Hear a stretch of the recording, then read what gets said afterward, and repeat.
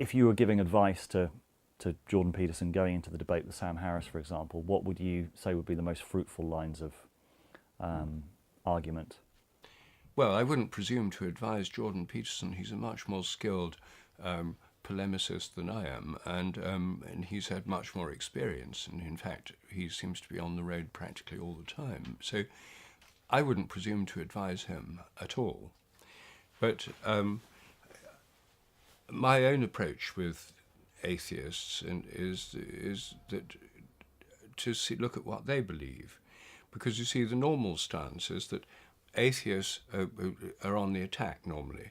You believe in God. Well, this is a very silly idea, and it's led to all these problems, and people just become obsessed with violence to get their own dogmas across, etc. I mean, all those usual polemics, and think of the Inquisition, think of the wars of religion, think of Islamic terrorism, and so forth. I mean, these are their usual points of view. Atheists normally put themselves in the position of the inquisitor.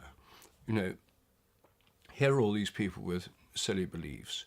Here they are coming to it with reason and science on their side, and turning the spotlight of skeptical reason on these beliefs, which they think of as being completely devoid of evidence. And then they get the religious people on the defensive. That's the normal dynamics. But atheists are not people who have no beliefs or who've risen above belief. The great majority of them have a very strong belief system. They believe in materialism, the philosophy of materialism, mechanistic materialism, which they often think of as the scientific worldview. Well, the trouble with mechanistic materialism, it's a philosophy, not science, and it is itself a dogmatic belief system. As I show in my book, The Science Delusion, called Science Set Free in the United States, mechanistic materialism, the official belief system of science, and every atheist I've ever met has been a mechanistic materialist, so there are some who are not. Well, probably John Gray's not, but most are.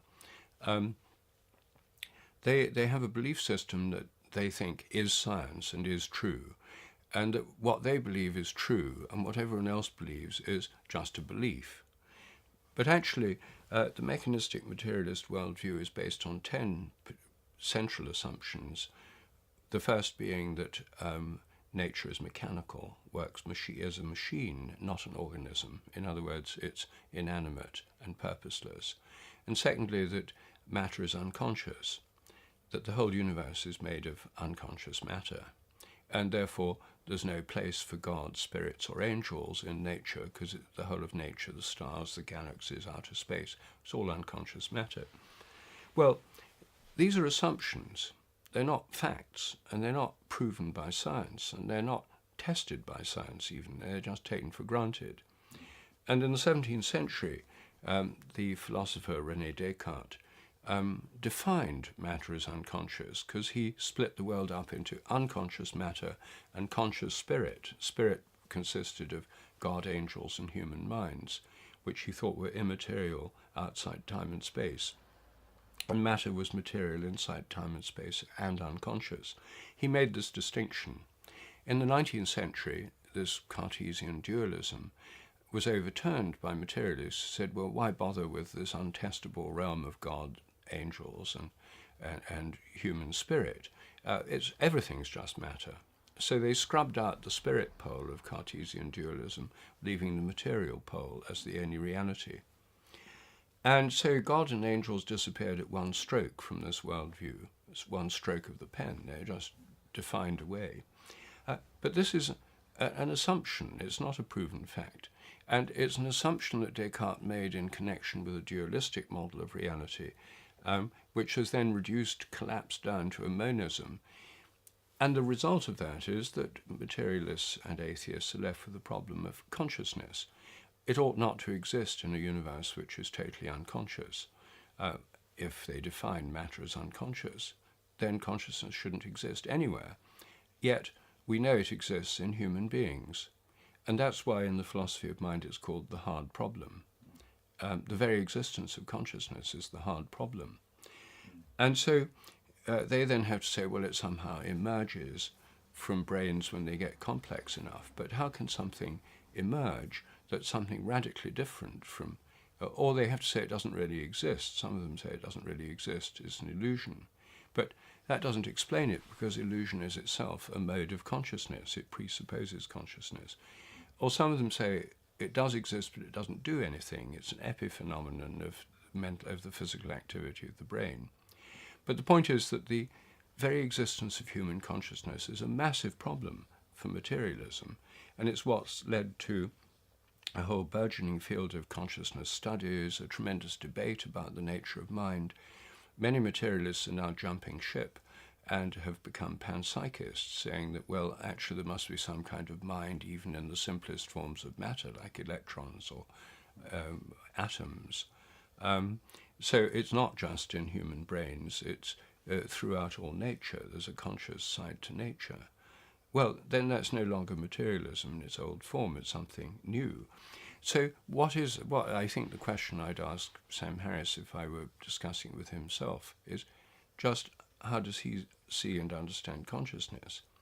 And according to his book, Waking Up, he actually admits he doesn't know. He doesn't commit himself to a straightforward materialist position. He says that's his default position, but maybe there's more to it than that, but he doesn't say what. And that's the crucial thing in the whole debate, because what makes materialists and atheists different from everyone else is their belief that the whole universe is totally unconscious. All religions are based on the idea that there are forms of consciousness beyond the human level, that the universe comes forth from a conscious ground of being, that there's a sort of underlying consciousness of the whole of nature and of the whole of the universe, that our consciousness is part of a much larger system of consciousness. All religions take that for granted. Even Buddhism, which defines the ultimate state of being, nirvana, as extinction or the void, it's not the same as just material activities in the brain. It's a conscious state which is blissful, but beyond normal definitions, limitations and qualifications.